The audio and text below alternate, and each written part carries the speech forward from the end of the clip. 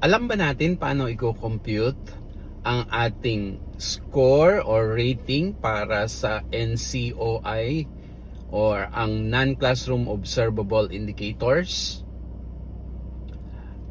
Magandang araw po mga kaguro.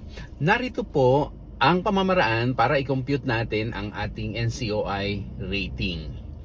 Nakasaad po diyan ang ating pong TRF rating o Teacher's Reflection Form.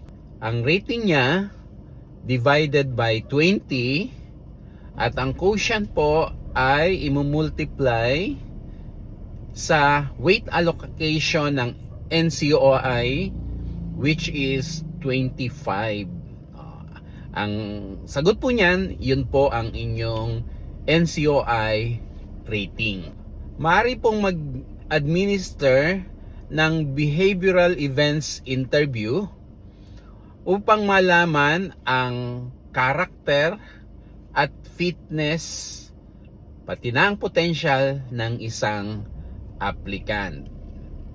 Pwede rin pong magsagawa ng skills o work sample test lalong-lalo na sa mga senior high school para malaman ang kanilang kahusayan sa tracks, strands, or specialization na kanilang ina-applyan.